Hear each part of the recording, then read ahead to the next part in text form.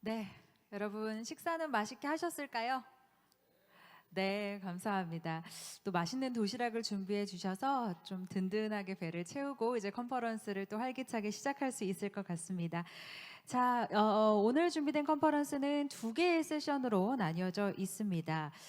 본격적으로 첫 번째 세션을 먼저 시작을 해 볼 텐데요. 첫 번째 세션의 주제는 Searching for Global Insights라는 주제를 가지고 있습니다. 해외 연사분들의 특강을 듣는 시간으로 마련이 되어 있는데요. 특강이 끝난 이후에는 관련해서 토론 및 질의응답을 또 함께 하는 시간을 가져보도록 하겠습니다. 앞서 안내해 드린 대로 여러분의 테이블 위에 QR코드가 놓여져 있을 텐데요. QR코드로 접속하시면 컨퍼런스가 진행되는 동안 질문이나 코멘트를 언제든지 자유롭게 남겨놓으실 수 있습니다. 많은 참여 부탁드립니다. 아울러 유튜브로 함께하고 계신 시청자분들께서도 채팅장에 안내된 링크로 접속하셔서 질문을 남겨주시면 되겠습니다. 자, 그럼 이제 해외 연사 특강으로 컨퍼런스의 문을 활짝 열어보도록 하겠습니다. 먼저 OECD 도로시 앨런 듀프리 RDG 그룹장님께서 준비하고 계신데요. 유럽 지역 정책의 경험, 지방정부 자율성 강화 및 균형 발전 연계 방안에 대해 발표해 주시겠습니다. 무대 위로 올라오실 때 여러분 따뜻한 환영의 박수로 함께 해주시면 감사하겠습니다. 어서 오십시오.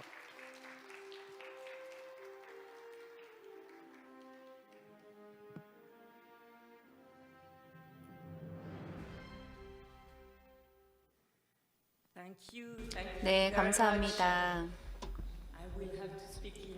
저는 아쉽게도 영어로 발표를 해야 될 것 같은데요. 주현 원장님 을 포함한 여러 내외 기빈 여러분, 오늘 정말 영광스럽게도 이렇게 중요한 행사에 함께 하게 되었습니다. 산업연구원 지역균형발전연구센터 20주년 컨퍼런스입니다.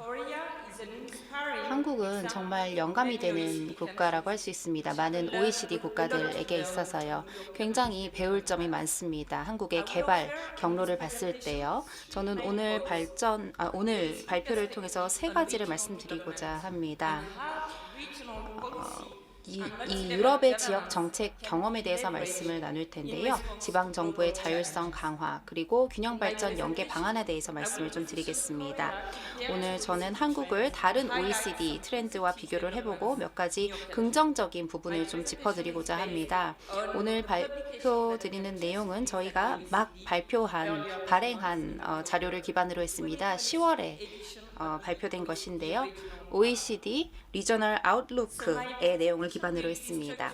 그래서 이렇게 크게 세 가지의 파트로 나누어져 있습니다. 오늘 제 발표가요. 먼저 지역 간 불평등, 20년간의 지역 간 불평등에 대해서 좀 말씀드리겠습니다. OECD 회원국 트렌드를 살펴볼 거고요. 이러한 OECD 국가 내 지역 간 불평등 문제를 왜 해결해야 되는지에 대한 말씀을 드리겠습니다. 정책 로드맵을 가지고요. 그리고 기후변화나 또 인구변화와 같은 이런 전 세계적인 어떤 어려움에 있어서 저희가 어떻게 나아가야 하는지 말씀을 드릴 거고요. 저희가 다층적 거버넌스를 통해서 어떻게 지역을 더 발전시킬 수 있을지에 대해서 말씀을 드리겠습니다. 그래서 일단 지난 20년간을 한번 살펴보면서 시작해 보겠습니다. OECD 국가 내에 이런 지역 불평등에 대해서 먼저 살펴볼 건데요. 전체 그림을 한번 보시면요. OECD 국가들을 봤을 때 글로벌화로 인해서 경제적인 이런 소득이 많이 수렴되는 것을 볼 수 있습니다. 보시는 파란색 선인데요. 보시다시피 1인당 GDP가 계속해서 아래로 떨어지고 있는 걸 보실 수 있죠. 그런데 이러한 수렴이 국가 내에서 벌어지고 있지는 않습니다. 오렌지색으로 된 선인데요. 이건 특히 저희가 소위 말하는 스몰 리전이라고 하는 이 TL3라고 하는 국가들의 경우 특히 그렇습니다.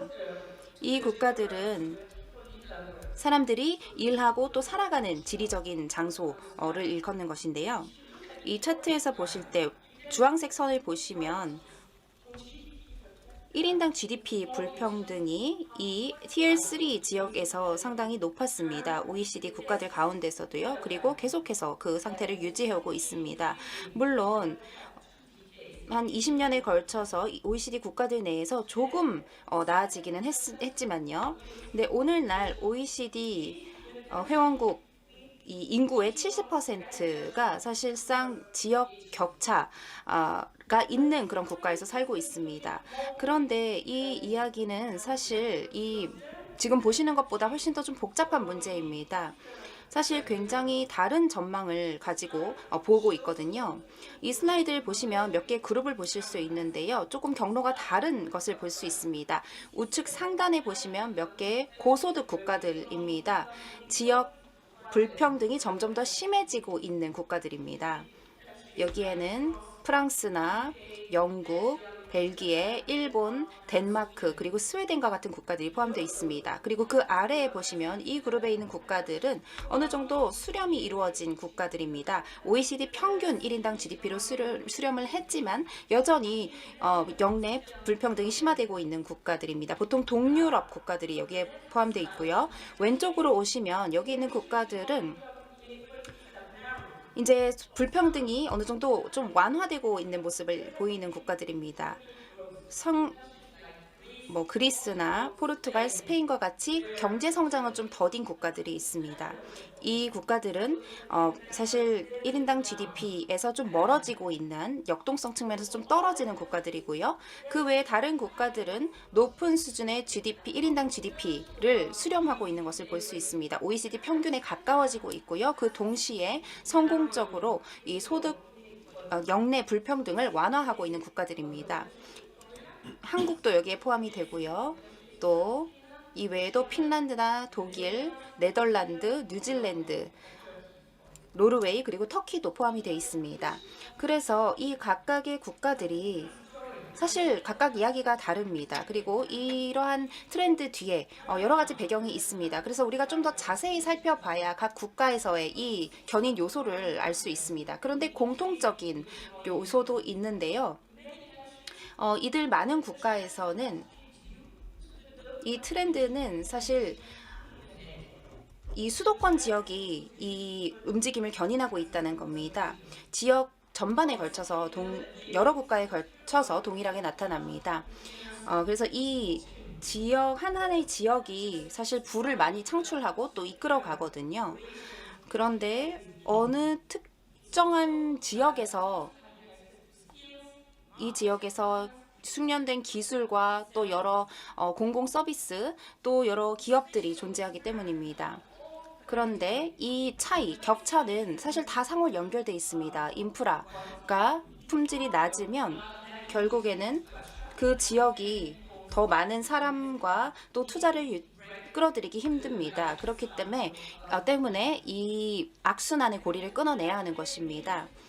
그래서 지금 잠깐 한국에 대해서 좀 더 살펴볼 텐데요. 제가 말씀드렸다시피 한국은 굉장히 좋은 예시입니다. OECD 평균치에 가까워지면서도 동시에 불평등 문제를 해결해 가고 있는 국가입니다. 사실 지역 내 불평등은 한국에서 2011년 이후에 줄어들기 시작했습니다. 사실 2011년이 피크였고요. 아마도 그 세계 금융위기 때문이었을 것 같고요.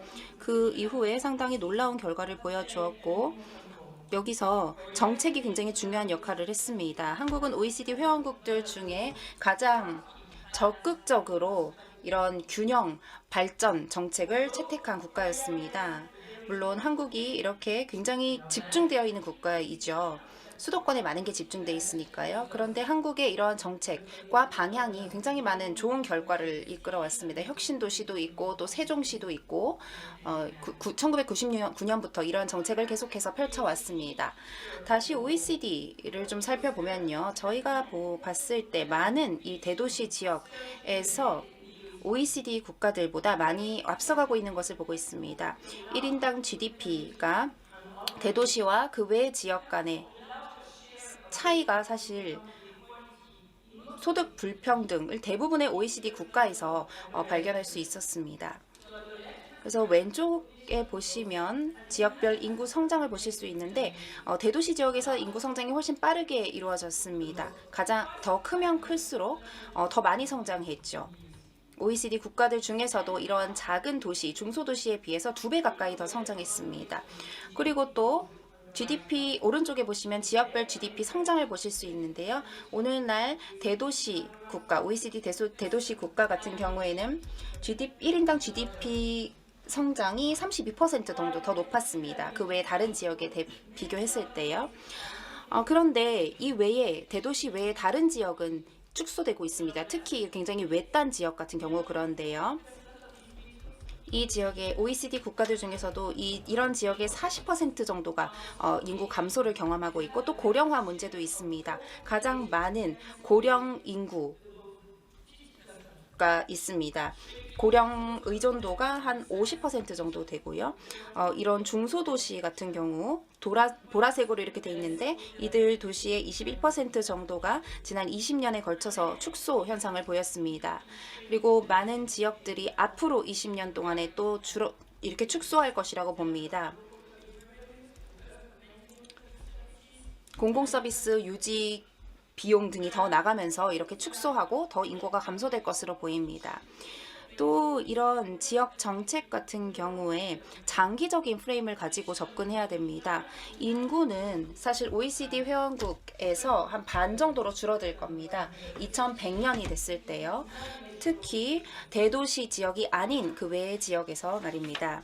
한국 같은 경우에는 OECD 국가들 중에서도 가장 이 인구 문제가 심각한 국가 중 하나입니다. 일본, 그리고 체코, 그리스, 그리고 이탈리아 뒤를 잇습니다. 그런데 아시다시피 이런 불평등 영역이 단순히 경제적인 결과 그 너머 훨씬 더 많은 것들을 포괄합니다. 교육이 특히 굉장히 심각한데요. 모든 OECD 국가들의 경우에 OECD 그 도시들이 농촌 지역에 비해서 훨씬 더 격차가 있는 걸 보실 수 있습니다. 이렇게 차이가 나는 이유는 교육을 많이 받은 사람들이 도시로 이주하기 때문입니다. 또 대도시가 아니면 이런 농촌 지역에서는 고품질의 교육을 이른 시기부터 받기 어렵기 때문에 이렇게 도시로 이주해 가는 거죠. 그 다음에는 디지털 인프라인데요. 평균적으로 봤을 때 OECD 국가들 같은 경우에는 농촌 지역의 가구의 3분의 1 정도가 고속 인터넷 액세스가 없습니다. 이러한 격차로 인해서 농촌 지역에서 이런 원격 의료라든지 원격 근무를 하는 것이 어렵습니다.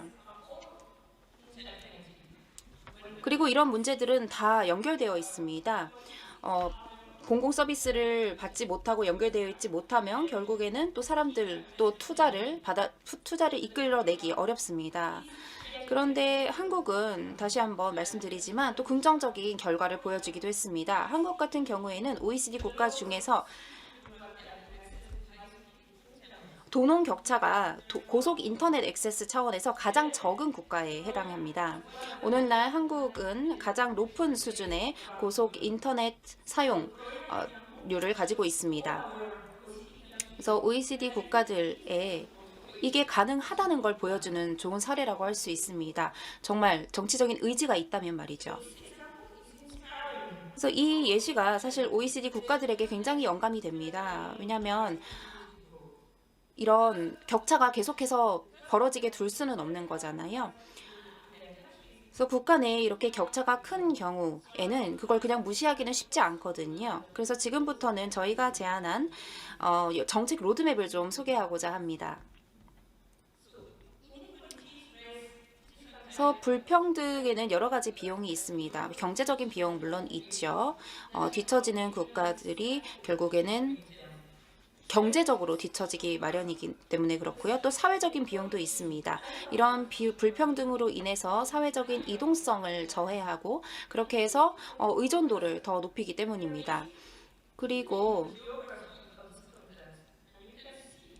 이런 불평등의 지리적인 차이가 있습니다. 그래서 중앙 정부가 OECD 국가들 간에서 또 내에서 하는 역할들이 있는데요. 그로 인해서 고용률이 또 떨어지고 또 정부에 대한 신뢰도도 떨어지게 됩니다. 특히 사람들이 느끼기에 뭔가 공공 서비스 수준이 굉장히 낮다고 생각되는 지역의 경우 더 그랬습니다. 디지털 그리고 녹색 전환 또한 굉장히 많은 의의를 가질 수 있습니다. 녹색 전환에서 전국적으로 지역별로 리스크를 가지게 됩니다. 기회를 잃게 되는 건데요. 예를 들어서 오염을 유발하는 일자리 비중을 보시면 미국과 유럽의 지도인데요. 사실 굉장히 집중돼 있죠. 특정 지역에 집중돼 있습니다. 그래서 훨씬 더 많은 걸 잃을 수 있는 겁니다. 이 녹색 전환 과정에 있어서요. 그래서 지역 발전 정책을 통해서 저희가 정말 잘 전환할 수 있도록 해야 합니다. 기후변화라든지 인구변화와 같은 세계적인 문제가 있습니다. 이것 또한 여기에 대응함에 있어서도 지역적 차이가 있습니다. 그럼 이러한 것들에 각 국가별로 어떻게 대응을 해야 될까요? 저희가 더 장소 기반의 정책이 필요합니다. 그래서 이러한 전환을 잘 이루어질 수 있도록 하고 또 회복 탄력성을 증진할 수 있어야 합니다. 사실 하나의 정답은 없습니다. 2023년 지역 전망 보고서에 따르면요. 저희는 로드맵을 제시해서 뒤처지고 있는 지역들이 따라잡을 수 있도록 하는 로드맵을 제시했습니다. 여기 5가지 우선순위 영역을 보실 수 있습니다. 간단히 설명을 드리자면요. 첫 번째는 주요 공공 서비스, 온라인 그리고 대면 서비스에 접근할 수 있도록 합니다. 그리고 제때에 높은 수준의 서비스를 받을 수 있도록 하고 또 공무원들의 이런 역량을 강화하도록 하고 있습니다. 특히 농촌 지역에서요. 예를 들어 프랑스 같은 경우에는 1000명 정도가 되는 담당자들이 있는데요. 이 분들이 한 장소에서 공공 서비스를 제공합니다. 이러한 농촌 또 외진 지역에 서비스를 제공하기 위한 것입니다. 그리고 또 하나는 생산성을 증대하고 경쟁력을 강화하는 것입니다. 특히 여기에 이제 디지털 인프라가 특히 정말 중요한데요. 이러한 측면에서 한국이 굉장히 좋은 예라고 할 수 있죠. 미국 같은 경우에 집중하고 있는 부분은 바로 이 부분입니다. 코로나 이후에 이제 이런 복구 노력에 있어서 이 부분에 아주 중점을 두고 있습니다. 다양한 프로그램을 통해서 7억 달러에 달하는 여러 이런 보조금이나 대출 프로그램을 통해서 비즈니스를 돕고 있습니다. 그렇게 해서 이제 고속 인터넷을 사용할 수 있도록 하고 있습니다. 그리고 일자리, 지역 노동시장에 적절한 기술과 또 양질의 일자리 기획을 제공하는 것이고요. 또 하나는 다층적 거버넌스 시스템 품질 향상하는 것이고 그리고 중앙, 지방정부 차원의 역량을 강화하는 것이 포함되어 있습니다. 이 두 가지, 마지막 2가지를 제가 조금 더 집중적으로 살펴보도록 하겠습니다. 그래서 이 로드맵은 저희 새롭게 제공하고 있는 지역 정책 그 권고사항에도 포함되어 있습니다. 올해 발표된 것인데요. 이 권고에는 이 로드맵이 포함되어 있고 여러 디자인 그리고 가이드에 집중을 하고 있습니다. 그리고 OECD에서는 이제 아주 실제적인 툴킷을 개발해서 이걸 이행할 수 있도록 할 것이고요. 저희가 또 지역 발전 정책을 OECD 국가들과 또 다른 국가들에서도 활용할 수 있도록 할 것입니다. 제 발표 마지막 부분에서는 왜 다층적 거버넌스의 품질이 중요한지에 대해서 좀 설명드리도록 하겠습니다. 제 시간이 다 된 것 같아서 빠르게 가도록 하겠습니다. 아시다시피 지역 발전 정책 같은 경우에는 경제 주체, OECD 국가들의 경제 주체에 있어서 정말 중요합니다. 중앙정부 차원에서도 그렇지만 지방정부 차원에서도 그렇습니다. 그래서 이 지방정부의 역량이 정말 중요합니다. 분산, 분권에 있어서 특히 그렇죠. 지방정부 같은 경우에 이제 수십 년간 OECD 내에서도 분권의 방향으로 걸어오고 있습니다. OECD에서는 거의 40%의 이 공공 지출이 이런 지방 정부에서 지출이 일어나고 있습니다. 그래서 지방 정부가 그만큼 중요한 역할을 하는 것입니다. 연방 국가도 그렇지만 노르딕 국가들도 마찬가지입니다. 덴마크나 핀란드 같은 국가들, 그리고 한국도 마찬가지입니다. 한국은 평균보다 약간 높이 있죠. 이 분권 관련해서요. 그리고 또 지방정부가 공공투자에 있어서도 정말 중요한 역할을 합니다. 정말 중요한 공공투자자죠. 2020년에 지방정부는 공공투자의 55% 정도를 차지했습니다. 한국도 지방정부 차원에서 이렇게 많은 공공투자를 하고 있습니다. 그래서 이걸 저희가 정말 볼 필요가 있는 게 투자를 많이 한다고 해서 자율성이 그만큼 높다는 건 아니거든요. 꼭 그게 같이 가는 건 아닙니다. 근데 글로벌 트렌드를 좀 보여드리고 싶었는데요. 이런 트렌드가 점점 더 가속화되고 있는 걸 보실 수 있습니다. 왼쪽이 지역 자치 지수이고 오른쪽이 지방 자치 지수 있는데요. 지역 자치 측면에서 보면 96개국 중 67%가 전반적인 이런 지역 자치 정도가 더 좋아졌습니다. 더 많은 자율성을 가지게 된 거죠. 그리고 OECD, UCLG의 발표에 따르면 이렇게 상관관계가 있다고 합니다. 지방정부와 1인당 GDP 간에 이렇게 상관관계가 있다고 합니다. 1인당 GDP가 이렇게 높은 국가들이 있고 또 낮은 국가들이 있죠. 그래서 이 상관관계가 있는데 이것이 반드시 인과관계가 있는 것은 아니기 때문에 이걸 좀 더 깊이 있게 파고들 필요가 있지만 OECD와 또 분권 관련했을 때 디자인 그리고 이행이 어떻게 되는지가 중요하다는 겁니다. 결과는 분권이 디자인 차원에서 어떻게 되는지에 따라서 달라진다라고 할 수 있습니다. 그래서 저희 OECD에서는 이렇게 10가지 가이드라인을 마련했습니다. 효과적인 분권을 위해서요. 그래서 여기 화면에 보실 수 있는데요. 책임을 명확히 해서 다양한 정부 레벨에 이제 할당할 수 있도록 하고 또 모든 책임에 대한 자금 지원도 충분히 하도록 하고 또 지방 정부, 중앙 정부의 역량 강화하는 것, 또 공조 메커니즘 이런 것들이 포함됩니다. 그래서 이 모든 것들이 상호 의존적입니다. 한 가지 요소가 빠지면 이 전체적인 프레임워크가 타격을 받게 됩니다. 제가 시간이 많지는 않은 것 같지만 두 가지 굉장히 중요한 것을 말씀드리고 싶습니다.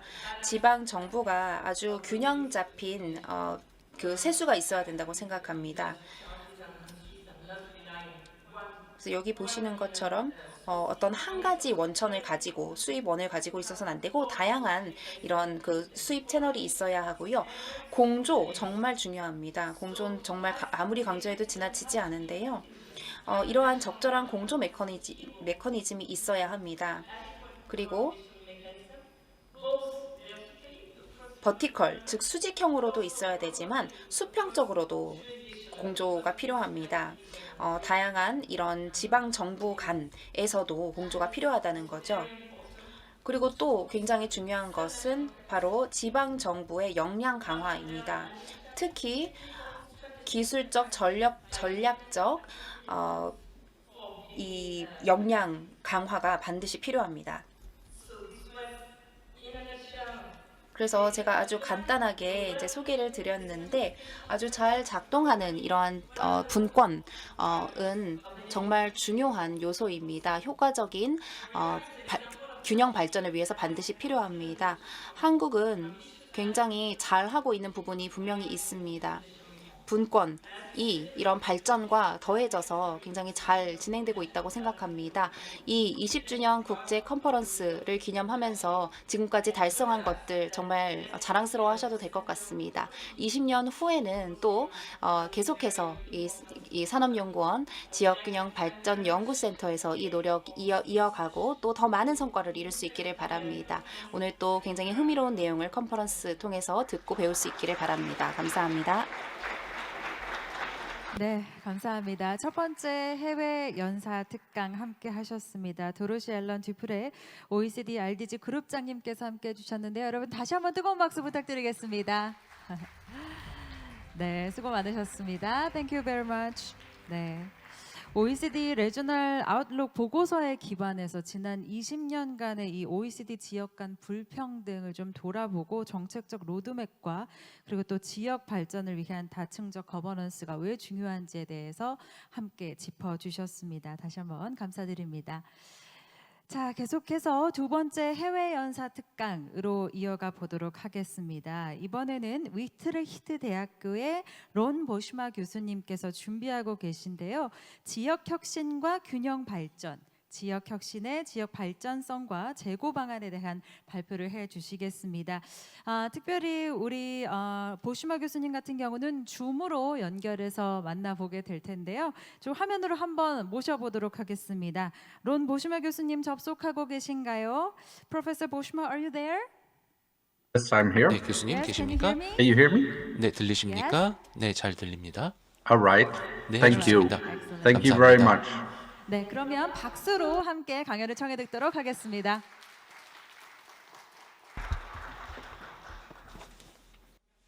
Thank you. Thank you very much. 네, 여러분 감사합니다. Inviting me. 저를 이렇게 초청해 주셔서 굉장히 큰 영광입니다. 이렇게 컨퍼런스에서 발언할 수 있게 돼서 영광입니다. 제가 갔으면 참 좋았을 텐데요. 제가 다른 일정이 있어서 학교 일정 때문에 여러분들과 함께 할 수는 없었습니다. 다시 한번 사과 말씀드리고요. 그리고 가장 앞으로 가장 빨리 만나 뵙게 되기를 바라지만 지금 그럴 수 없기 때문에 제가 줌으로 접속을 했습니다. 네, 여러분 다시 한번 인사를 드리겠습니다. 그리고 다시 한번 말씀드리지만 큰 영광으로 느끼고 있습니다. 그리고 20주년에도 다시 한번 축하를 드립니다. 산업연구원 지역균형발전연구센터의 20주년에도 다시 한번 축하의 말씀을 드리겠습니다. 지난 20년간 굉장히 잘해오신 거 알고 있습니다. 도로시 박사님도 말씀하셨지만요. 다음 향후 20년도 충분히 성공적이실 거라고 제가 생각을 하고 있습니다. 네, 제가 오늘 드릴 말씀은요. 지역혁신 정책에 어떤 기회가 있는가에 대해서입니다. 그리고 새로운 경제적인 액티비티를 사용해서 어떻게 혁신을 할 수 있는지에 대해서 말씀을 드리려고 합니다. 제 슬라이드가 왜 안 넘어가는지 모르겠네요. 지금 제 슬라이드가 넘어가고 있나요? 아, 네네, 됐네요. 좋습니다. 자, 제가 몇 가지 드리고 싶은 말씀이 있습니다. 영내에서 성장 기회를 찾는 것이 굉장히 중요합니다. 그리고 위트레히트 대학에는 저희가 전 세계에서 사용할 수 있는 이런 툴을 몇 개 개발을 했습니다. 어떻게 지역에서 성장 기회를 찾을 수 있는가입니다. 저희가 배운 게 있다면요. 어떤 영역에서 새로운 경제 액티비티를 개발할 수가 있었는가를 보면은요. 그리고 실제로 영내, 지역 역량에서 시작을 했다는 겁니다. 이런 역량이 있기 때문에 새로운 활동을 시작할 수가 있었던 거죠. 그리고 역량에 따라서 기회가 제공되기도 하고요. 그런데 또 다각화에 대한 한계가 있기도 합니다. 예를 들면 뭐 AI 같은 경우에요. AI 역량이 없다라고 하면은 만약에 그런 경우엔 다른 거를 해야 되겠죠. 다른 기회가 있는 분야가 있을 겁니다. AI는 뭐 이제 포기하고요. 다른 지역에서 AI를 개발하게 내버려 둬야겠죠. 자, 그래서 여기 보면은 연결성에 대한 얘기가 나옵니다. 그리고 새로운 활동이 이런 지역 활동과 관련성이 높을수록 비용과 위험이 낮아지죠. 그리고 반대인 경우에 높아지겠죠. 제가 새로운 이런 기술 또는 경제에 대한 기회에 대해서 말씀을 드렸는데요. 새로운 일자리일 수도 있고요. 새로운 기술일 수도 있고요. 신기술일 수도 있습니다. 그래서 만약에 이런 기회를 찾으신다면 어떻게 해야 될까? 제가 여기 말씀을 드리고 있습니다. 예를 들어 AI를 또 말씀을 드리면요. 또 뭐 그린 기술일 수도 있고요. 자, 그러면은 방법론적으로 좀 생각을 해봐야 될 필요가 있습니다.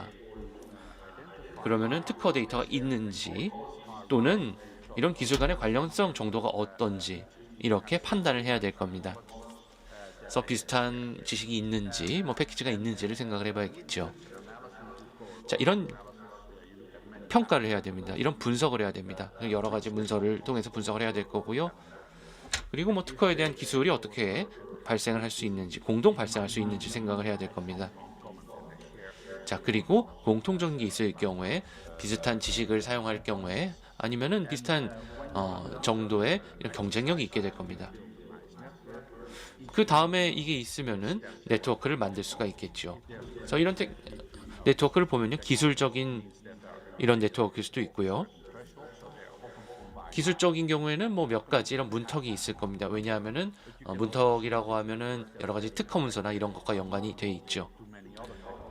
그런데 기술 간의 연관성을 보면은요, 연관성이 없는 기술들도 많습니다. 그런 경우에 이 네트워크에서 새로 온 곳에서 발생을 하겠죠. 자, 그래서 여러 가지 방법을 사용할 수가 있습니다. 어떤 기회가 있는지, 그리고 어떤 신기술을 개발할 수 있는지를 고려할 수가 있습니다. 이거는 많은 연구에서 보여진 바 있습니다.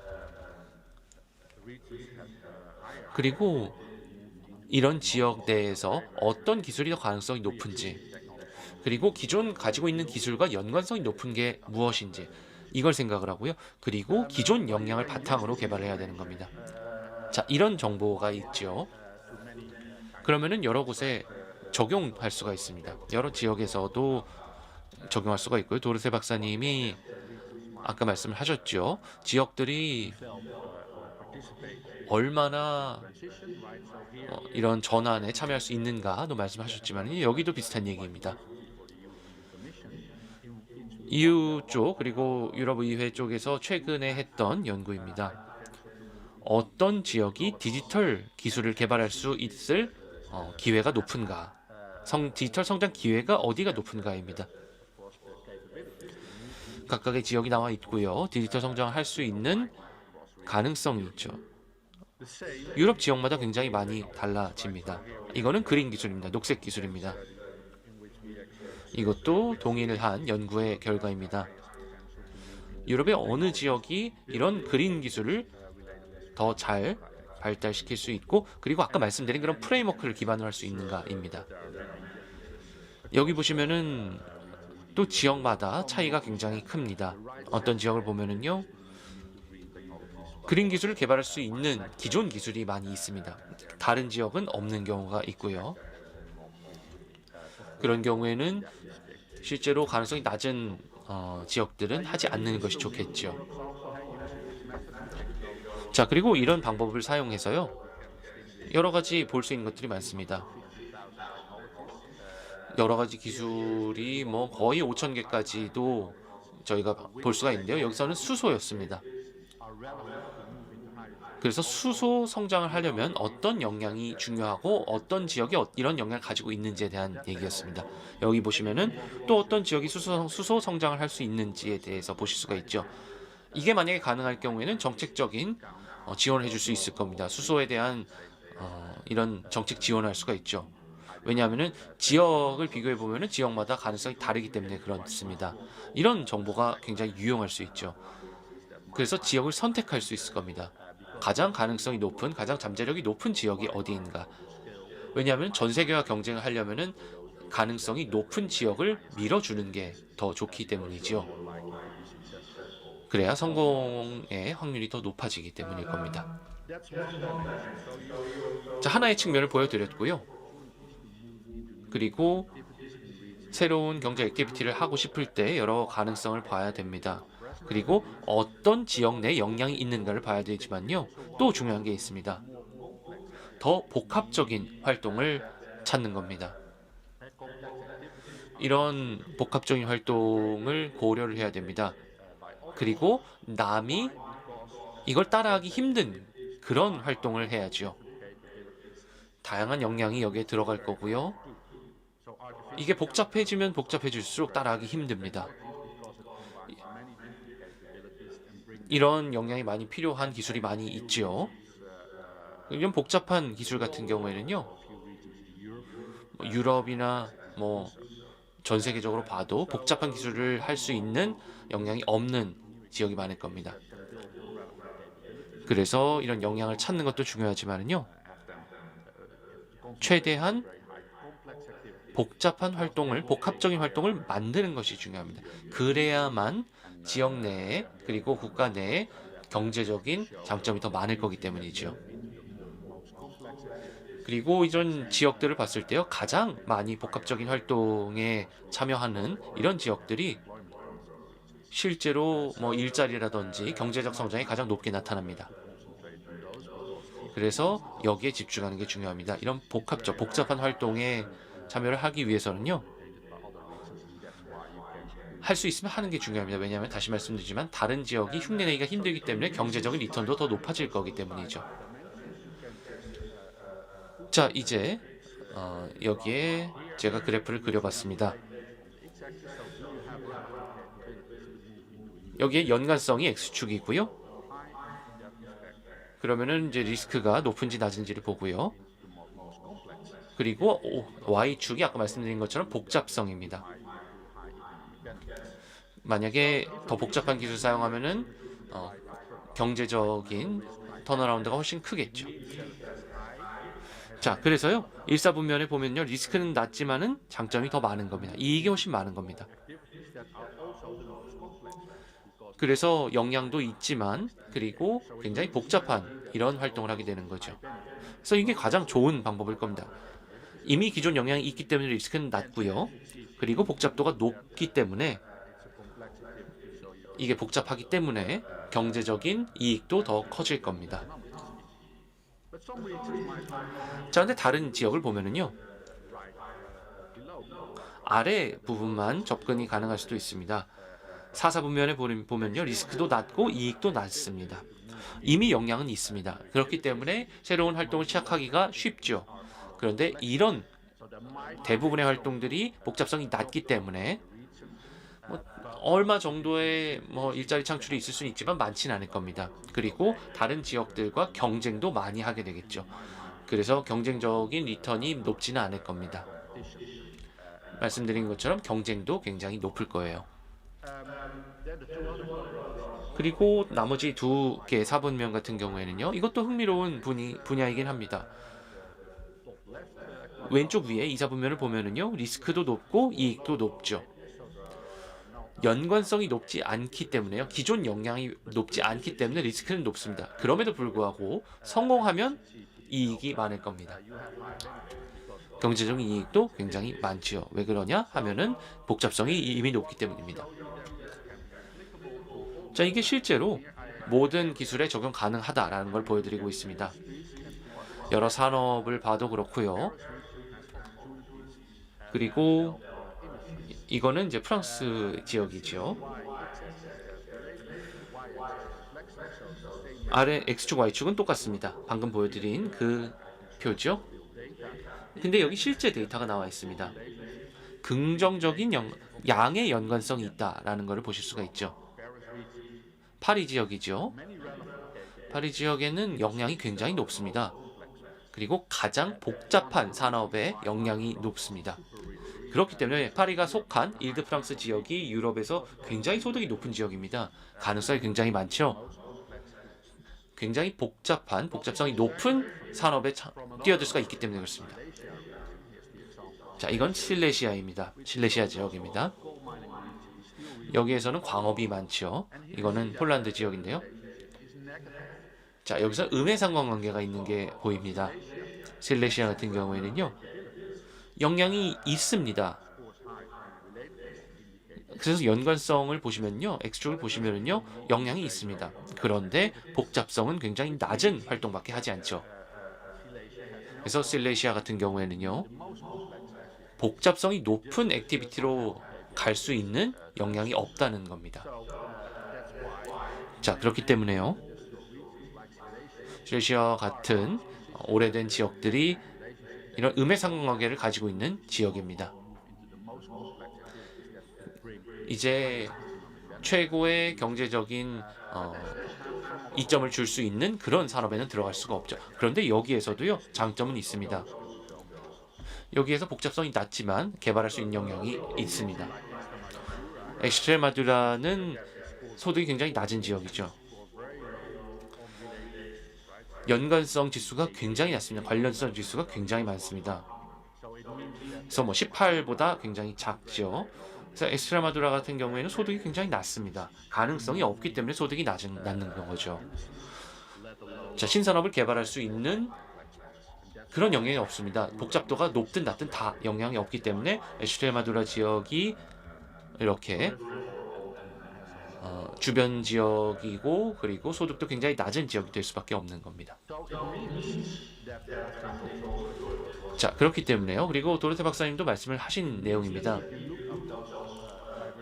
만약에 이런 분권화에 대한 가능성을 보신다면, 각각의 지역의 가능성을 보시면은요, 이런 다각화는 실제로 지역 소득 격차에 따라서 증가하는 경향이 있습니다. 그리고 제가 말씀드린 거를 바탕으로, 그리고 도르테 박사님이 말씀하신 거를 바탕으로 왜 이런 일이 일어나는지를 알 수가 있으실 겁니다. 고소득 지역에는요, 이미 고도로 복잡한 기술과 산업 분야에 대한 기회가 있습니다. 데이터도 보여드렸지만요, 가장 복잡한, 고도로 복잡한 기술, 그리고 경제적인 이익이 높은 곳에 들어갈 수가 있는 겁니다. 그리고 많은 가능성들이 있죠. 신기술을 개발할 수도 있고요. 그런데 저소득 지역은요, 기회가 많기는 하지만 복잡성이 낮은 기술만 사용할 수가 있습니다. 그렇기 때문에 계속해서 저소득에 머무를 수가 있는 거죠. 네, 좋습니다. 이것도 하나의 예시입니다. 이것도 연구 데이터고요. 이것도 X축, Y축이 똑같습니다. 연관성 그리고 복잡성이죠. 그리고 유럽의 고소득 지역이 여기 이렇게 나와 있습니다. 그리고 여기에서 뭐 인당 GDP라든지 이런 기준으로 봤을 때요, 고소득 지역이 디지털이나 그린 기술을 개발할 수 있는 영향이 있는지에 대한 연구가 있었습니다. 42개 기술이 있고요. 초록색은 그린 기술이고요. 친환경 기술이고요. 파란색은 디지털 기술입니다. 자, 고소득 지역을 보면은요, 양의 상관관계가 있습니다. 유럽의 고소득 지역들이 복잡한 기술을 사용할 수 있는, 복잡한 기술을 개발할 수 있는 가능성이 굉장히 많은 거죠. 빅데이터 같은, 사물 인터넷 같은, 그리고 AI와 같은 디지털 기술이 여기 있습니다. VR이나 AR 같은 기술이 일사분면에 있죠. 자, 그런데요, 저소득 지역을 보면은 완전히 다른 얘기입니다. 이 지역들이 어떤 가능성이 있는지, 어떤 잠재력이 있는지, 어디서 전환을 할 수 있는가를 보면은요, 아까 보신 것처럼 음의 상관관계가 있습니다. 연관성과 그리고 복잡성 간의 음의 상관관계가 있죠. 저소득 국가들은 가능성은 물론 있습니다. 신기술을 개발할 수는 있지만 복잡성이 낮은 기술이죠. 그래서 이런 주변 지역 그리고 저소득 지역이요, 실제로 그린 기술, 친환경 기술을 개발할 수 있는 영향은 굉장히 높다는 게 여기 나타나 있습니다. 바이오 퓨얼이라든지요, 아니면은 뭐 다양한 바이오 살충제라든지 다양한 그린 전환을 할 수 있는 가능성이 있습니다. 자, 정책적인 시사점이 뭐가 있을까요? 자, 그럼 우리가 이런 걸 봤는데요. 이거는 도로테 박사님도 말씀하셨지만은요, 이런 지역 기반 정책이 굉장히 중요합니다. 그런데 그렇게 하려면은요, 지역 내에 어떤 영향이 있는가를 먼저 고려를 해야 됩니다. 처음부터 말씀드리고 있죠. 영향이 있어야 가능성이 있는 겁니다. 그리고 이런 다각화 할 때 맹목적으로 하지 않아야 되는 거죠. 지역별 역량에 기반을 해야 됩니다. 그리고 획일화된 정책이 없는 건 당연하고요. 지역 이런 이해관계자들이 적극적으로 영내에서 참여를 해야 됩니다. 그리고 정책 분권화 같은 경우도 있습니다. 도로테 박사님도 말씀하셨지만은요. 그리고 박사님께서도 아까 필요하지만 충분하지는 않은 조건이다라고 말씀을 해주셨습니다. 정부의 질이 낮을 수도 있고요. 협업이 잘 안 되기 때문에 이런 제도가 취약할 수가 있기 때문이죠. 그래서 이것부터 해결을 해야 실제로 분권화를 할 수 있고 그리고 정책을 잘 만들 수 있는 그런 상황이 되는 거죠. 그리고 특히 이런 낙후된 지역에 이런 취약한 제도를 바꾸는 것이 중요합니다. 자, 이후의 예시입니다. 이거는 정부의 품질에 대한 퀄리티에 대한 연구였습니다. 도르테 박사님도 말씀하셨지만요, 이런 연구들이 많이 있어 왔습니다.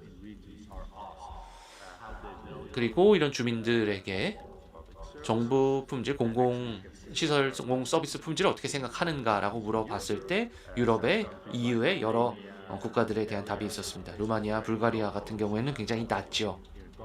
정부 품질이 굉장히 수치가 낮게 나옵니다. 지방 분권화를 했을 경우에요, 이런 걸 고려를 해야 됩니다. 왜냐하면 지방 분권화를 하면은 이렇게 지방 정부가 실제로 정책을 적용하는데 문제가 많을 수 있습니다. 어려움이 많을 수가 있습니다. 그리고 이런 지방자치로 인해서 굉장히 많은 새로운 도전 과제들이 생기고 그리고 이런 것들을 다 해결해야만 정책이 잘 돌아갈 수가 있는 거죠. 자, 마지막으로 말씀드리고 싶은 내용은요. 지역 간 연계에 대한 내용입니다. 이게 굉장히 중요할 수가 있는 부분입니다. 지금까지 제가 드린 말씀은 영내 이런 역량이 어떻게 경제적인 활동을 위한 가능성을 줄 수 있는가에 대해서 말씀드렸는데요. 그런데 여기에서 경제활동을 하려면 연계도 고려를 해야 됩니다. 그래서 다른 지역과 연결을 해서 실제로 우리 지역에는 없는 역량을 다른 지역에 접근할 수 있는 그런 가능성이 중요합니다. 그렇게 되면 새로운 경제적인 활동을 할 수가 있을 겁니다. 낙후 지역에 특히 이런 것들이 중요합니다. 왜냐하면 낙후된 지역들은 아까 말씀드린 것처럼 부족한 역량에 접근하고 그리고 더 복잡한 신기술에 접근할 수가 있는 거죠. 그리고 이렇게 연결을 할 수 있는 지역이 어디가 있나라고 하면요, 최소한 외부 지역에 이런 역량을 사용할 수 있는 역량은 있어야 됩니다. 그리고 만약에 우리 지역에서 뭔가 모자란다라고 하면요, 이거를 외부에서 가져올 수 있는 역량은 있어야 됩니다. 그리고 최소한 외부에 어디에 가면 뭐가 있다라는 것도 알아야 되겠죠. 그래서 이걸 위한 방법론도 있습니다. 다른 지역에 어떤 역량이 있는지를 알 수 있는 그런 프레임워크도 있죠. 한 지역에서 AI를 한다라고 하면은요, 그러면은 다른 지역에서 이걸 보완하기 위한 이런 연결성을 가질 수도 있는 겁니다. 그래서 여러 가지 이런 툴을 사용해서 연관성을 계산할 수 있는 여러 가지 툴도 개발이 되고 있습니다. 하나 예시가 있습니다. 파리 주변의 일드프랑스 지역이죠. 제가 아까 말씀드린 부분이고 검은색으로 제가 색칠을 했습니다. 저희가 여기서 측정한 거는요, 일드프랑스가 만약에 수소 기술을 개발하려고 할 때 어떤 지역과 연계를 하면 좋겠는가에 대한 연구였습니다. 왜냐하면 일드프랑스 지역에선 수소 기술이 없기 때문에 다른 지역과 연결을 해야 되죠. 자, 그러면은 어떤 지역이 일드프랑스를 도와서 수소 기술을 개발할 수 있게 해줄 수 있는가라는 내용입니다. 프랑스 내에 이런 지역들이 있죠. 이 지역들이 더 진한 색깔을 가진 지역들이 일드프랑스를 도울 수 있는 겁니다. 다른 기술도 마찬가지입니다. 상호 보완성이 어디에 있는지 상부성 지도는 모든 기술에 대해서 만들 수 있습니다. 자, 그리고 이거는 유럽 지역 얘기이긴 한데요. 저희가 많은 연구를 했었는데 지역 간 연계에 있어서 개발되지 않은 잠재력이 굉장히 많습니다. 그리고 유럽 지역들이요, 올바른 지역과 조직과의 연계를 하고자 하는 이런 연결이 제대로 이루어지지 않고 있다는 결론이 있었습니다. 왜냐하면 대부분의 지역 간 연계에는 이런 국가적인 편향성이 있기 때문에 그렇죠.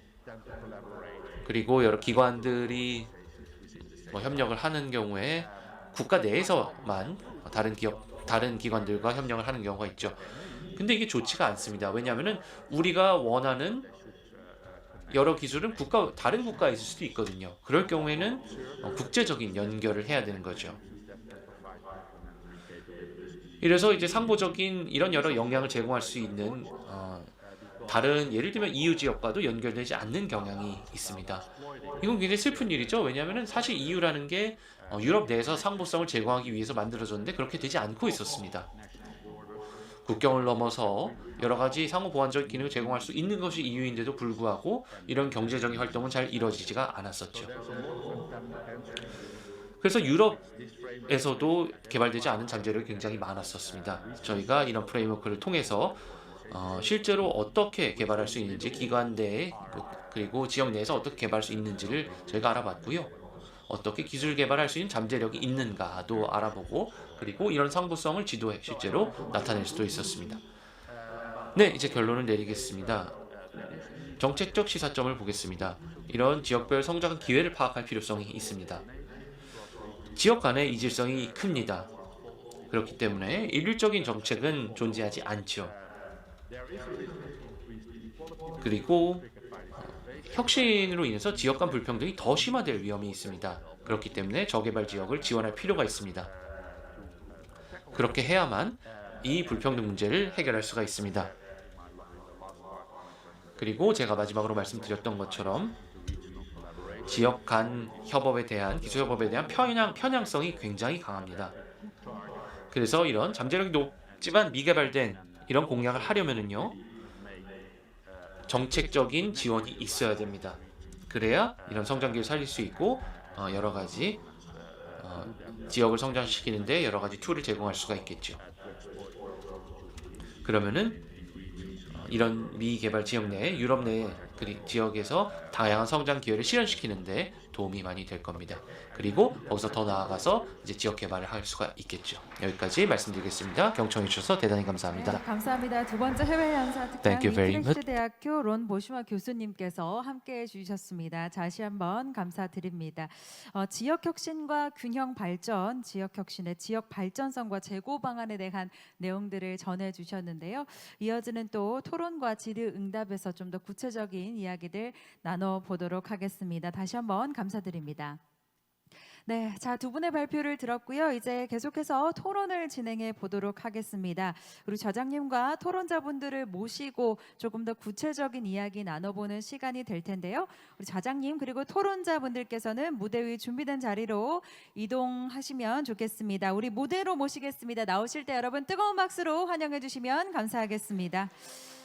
네, 좌장으로 수고해 주실 우리 산업연구원 주현 원장님 그리고 도로시 앨런 두프리 론 보슈마 연사 두 분 그리고 한국경영학회장이신 명지대학교 김재고 교수님 산업통상자원부 박종원 지역경제정책관님 강원대학교 정준호 교수님 한국지역정책기획평가연구원 장재홍 원장님 그리고 일본 홋카이도 분교대학교 고유소 스지 교수님께서 함께 해주시겠습니다. 네, 안내드린 대로 여러분 테이블 위에 있는 QR코드에 접속하셔서 질문이나 코멘트를 남겨주실 수 있으니까요. 여러분의 많은 참여를 또 부탁드리겠습니다. 네, 모든 연사분들 올라오셨는데 여러분 다시 한번 뜨거운 박수로 환영해 주실까요? 네, 감사합니다. 그럼 저는 주현 원장님께 마이크를 넘기겠습니다. 예, 안녕하십니까.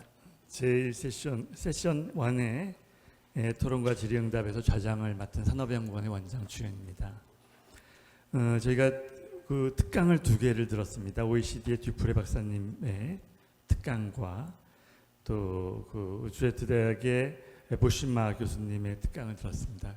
특강이 너무 재미있고 흥미로워서 사실 시간 가는 줄 몰랐는데 저희 완세션 그 토론에 주어진 시간이 1시 반까지라서 사실은 시간이 많지가 않습니다. 제가 두 분의 특강을 간단하게 요약하면 좋겠습니다만 그것도 중요한 시간인지라 설명을 잘 들으셨을 것으로 믿고 하여튼 저희 입장에서 보면은 저희가 국내에서만 우리 지역 발전, 지역의 균형 발전 이런 부분을 많이 논의했었는데 전 세계적인 해외 관점에서 어떤 그런 논의가 있고 또 우리나라는 지역 불균형이라든가 정책 이런 부분에 있어서 어떤 위치를 차지하고 있는지 잘 이해할 수 있는 시간이 되었으리라고 믿습니다. 오늘 토론은 그 5분이 나와주셨는데요. 토론자를 한 분 한 분 먼저 가나다 순으로 소개를 먼저 시켜드리겠습니다. 앞서 말씀을 드렸습니다만 먼저 한국경영학회 학회장이시고 명지대학 교수님이신 김지구 교수님께서 나와주셨습니다. 감사합니다. 다음으로 산업통상자원부의 박종원 지역경제정책관님 나와주셨습니다. 강원대학교 교수이신 정준호 교수님 나와주셨습니다. 한국지역정책기획평가연구원의 원장이신 장지영 원장님께서 나와주셨습니다. 그리고 해외에서 일본 홋카이도 대학교의 명예교수님이신 고이소 스지 교수님 나와주셨습니다. 감사합니다. 5분의 토론이 있지만 이번 세션이 글로벌한 그런 차원에서의 지역 문제와 관련된 그런 논의인 만큼 일본에서 오신 고이소 스지 교수님으로부터 일본의 사례를 먼저 들어보면 어떨까 싶습니다. 그래서 토론 순서는 스지 교수님께서 먼저 발언을 해주시고 그 다음으로 김재구 교수님, 장재홍 교수님, 정준호 교수님 그리고 마지막으로 정부에서 나오신 박종원 국장님 말씀을 듣는 순서로 토론을 진행을 하도록 하겠습니다. 스지 교수님, 그 일본의 지역균형 발전이라든가 이런 부분을 제가 듣기로는 홋카이도의 경험에 많이 그런 경험을 갖추신 걸로 알고 있었는데 말씀을 좀 부탁드리겠습니다. 저희가 시간이 많지 않아서 15분 이내로 말씀을 해주시면 감사하겠습니다.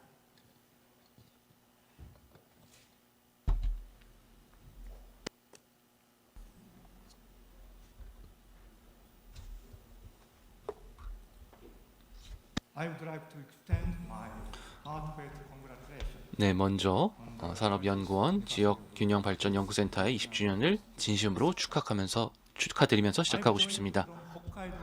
저는 홋카이도에서 왔습니다. 그리고 이렇게 굉장히 의미 있는 컨퍼런스에 초대해 주셔서 다시 한번 감사를 드립니다. 자, 일본에서는요,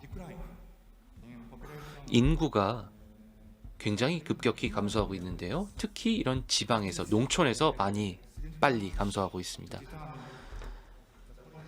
그렇기 때문에 이러한 지역을 어떻게 다시 활성화할 수 있을 것인지 정책을 결정하는 것이 중요한 과제입니다.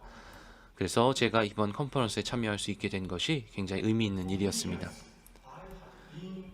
제가 수년 동안 중앙정부에서 일을 했었습니다.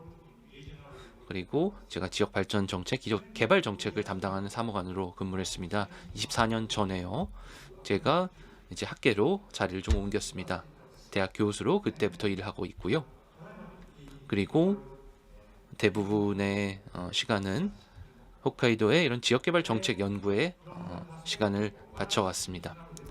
자, 오늘 이런 지역균형 발전의 관점에서요, 최근 일본의 동향, 그리고 특히 홋카이도의 지역정책 동향에 대해서 소개를 드리겠습니다.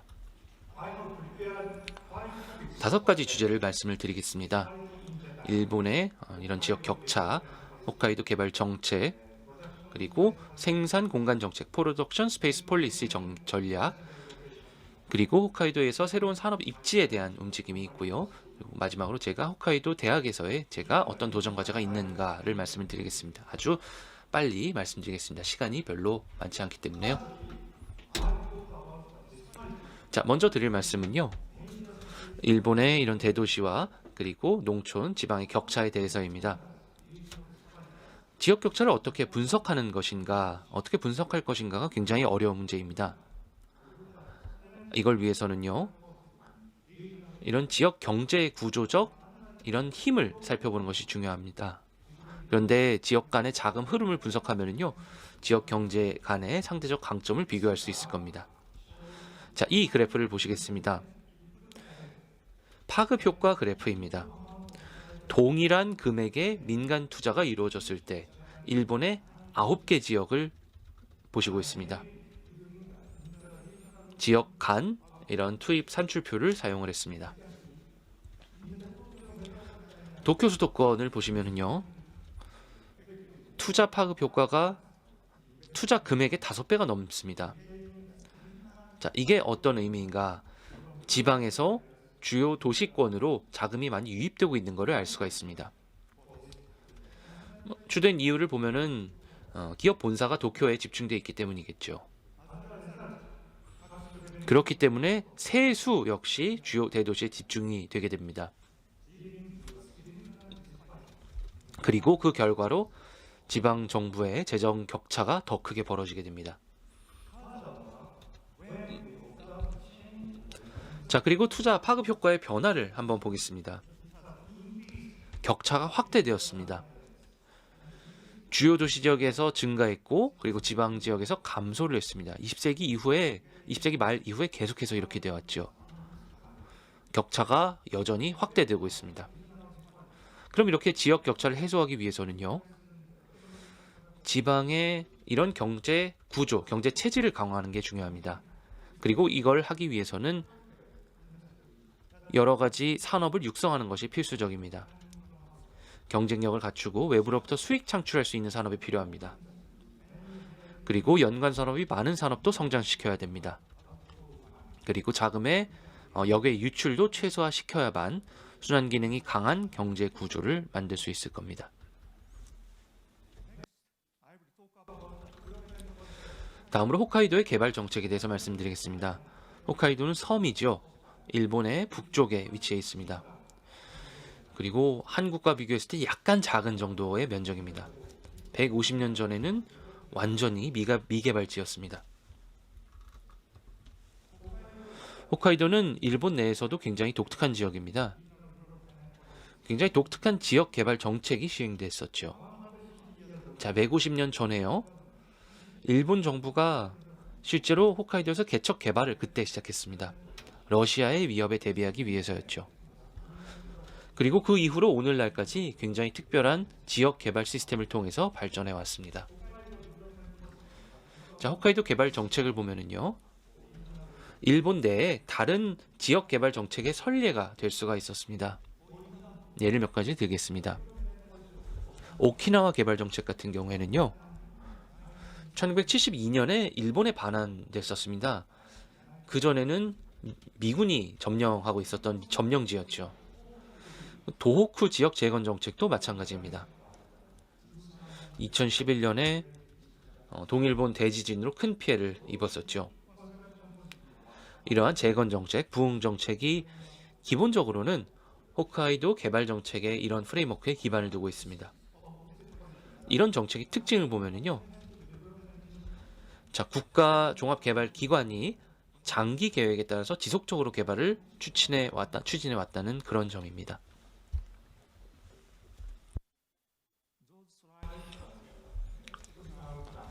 자, 이거는 실제로 역사적인 개발 계획이었습니다.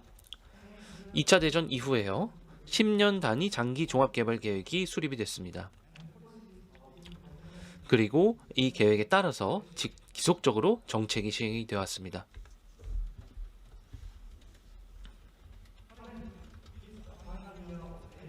그리고 현재 우리가 8차 계획의 마지막 해에 있습니다. 곧 9차 계획이 새로 시작될 예정입니다. 자, 여기서 프로덕션 스페이스, 제작 공간 정책을 소개를 드리겠습니다. 8차 계획에서 시작이 됐고요. 9차 계획에서도 계속이 될 겁니다. 그래서 이런 프로덕션 스페이스 계획의 목표는요, 농촌 지역에 대한, 지방 지역에 대한 지원책을 마련하는 겁니다. 식량 생산, 관광, 재생에너지 생산을 여기서 지원하게 됩니다. 자, 일본에서는 홋카이도가 식량 생산과 관광에서 중요한 역할을 하고 있습니다. 식량에서 예를 들면은요, 홋카이도가 낙농업 관련 일본 내 생산량의 절반을 차지하고 있습니다. 그래서 일본 식량 공급에 중요한 역할을 하고 있죠. 자, 관광객은요, 인바운드 방문객이 늘어나고 있기 때문에 관광 소비가 늘고 있습니다. 연간 관광 지출액이 1,500억 달러입니다. 그렇기 때문에 이게 홋카이도의 핵심 산업입니다. 또한 홋카이도에는 재생에너지 잠재력이 굉장히 큽니다. 특히 풍력, 태양광 그리고 지열 잠재력이 큽니다. 그리고 일본의 탈탄소화 노력에 중요한 역할을 할 것으로 많은 기대를 받고 있습니다. 식량, 관광, 에너지 생산을 하는 지역은 도시에서 멀리 떨어져 있죠. 그리고 고립되어 있는 경우가 많습니다. 그래서 단순히 이런 거리상의 단점 외에도 인구 감소가 굉장히 빠르게 일어나고 있습니다. 그래서 이런 생산 공간, 프로덕션 스페이스에서는요, 두 가지 주요 접근 방식을 통해서 집중 지원을 하게 됩니다. 첫 번째는 교통 인프라 개발이고요. 두 번째는 디지털 기술 확산입니다. 자, 균형 발전을 하기 위해서는요, 한 핸디캡을 해소하는 것이 굉장히 중요합니다. 어떤 핸디캡인가 보면 도심과 멀리 떨어져 있다는 핸디캡입니다. 저희가 몇 가지 시범 지역을 선정을 했습니다. 그리고 몇 가지 파일럿 시험도 진행이 되고 있습니다. 내년에 이제 9차 계획이 시작되면은요, 새로운 이런 프로덕션 스페이스 전략이 시작될 예정입니다. 자, 이제 최근에 여러 동향을 좀 보여드리겠습니다. 홋카이도의 새로운 산업 입지에 대한 동향입니다. 2023년 9월에요. 바로 지난달이죠. 굉장히 대규모의 차세대 반도체를 위한 공장이 착공이 됐습니다. 신치토세 공항 근처에 시작이 됐습니다. 그리고 내년에 시험 가동이 시작이 될 거고요. 그리고 본격적인 가동은 4년 뒤에 시작될 겁니다. 일본 정부도 적극적으로 지원 중입니다. 총 투자액은 500억 달러를 넘어설 겁니다. 자, 이거는 홋카이도 제조 투자 중 최대 규모입니다. 그리고 산업 입지도 따라서 변화되고 있습니다. 자, 지금까지 홋카이도의 제조업을 보면은요, 대부분 식품 관련 산업에 집중이 되어 있었습니다. 이런 변화가 있었기 때문에 많은 것이 바뀔 거고요. 이러한 변화가 왜 생겼는지를 보면은요, 글로벌 불안정성 때문일 수가 있습니다. 우크라이나 침공이나 다른 국가 위기 등등 불안성들이 있죠. 이전에는 일본 제조업체들이요, 해외 진출이 많았습니다. 노동력이 싸기 때문에 많이 진출했었죠. 근데 이제 경제적인 안정을 고려해서요, 국내로 복귀하려는 움직임이 커졌습니다. 예를 들면 홋카이도로 돌아오고 있죠. 자, 이거는 일본 지방 지역개발 정책의 새로운 트렌드라고 할 수 있습니다. 홋카이도와 같은 지역에서 이런 것들이 일어나고 있죠. 자, 현재 홋카이도에 보면은요, 개발 정책 추진 움직임이 커지고 있습니다. 실제로 실리콘밸리와 같은 혁신 산업을 육성하기 위한 개발 정책이죠. 그런데 이런 반면에요, 홋카이도 내에서 새로운 격차가 만들어질 수 있습니다. 이런 산업 입지 지역과 쇠퇴하는 지역 간의 새로운 격차가 새로운 문제가 될 수 있죠. 자, 제가 최근에 했던 활동을 말씀을 좀 드리겠습니다. 올해 4월이었고요. 지역 창조 연구센터가 홋카이도 분쿄대학에 설립이 됐습니다. 애니와시에 있죠. 그리고 제가 여기 센터 소장을 맡게 됐습니다. 그리고 제가 새로운 이니셔티브를 많이 시작을 했습니다. 이 센터의 미션은요,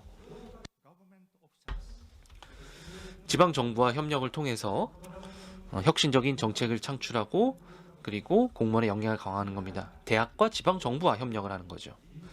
그래서 일본에서는요, 굉장히 점진적이긴 하지만 지방 분권이 진행이 되고 있습니다. 지방 분권을 효과적으로 추진하기 위해서는 필요한 것들이 있습니다. 지방 정부의 지방 공무원의 정책 결정 능력을 강화해야 됩니다.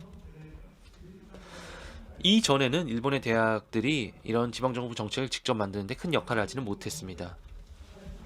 그래서 제가 이 도전 과제를 실제로 해결하기 위해서 노력을 하고 있습니다.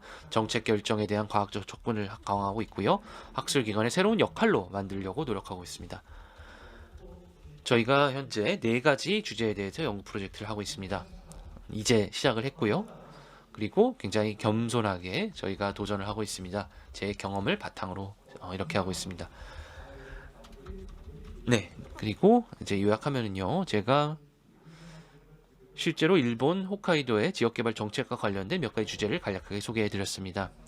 제가 말씀드린 내용이 이렇게 앞으로 산업연구원 지역균형발전연구센터가 사업을 추진하시는데 참고가 되기를 바라겠습니다.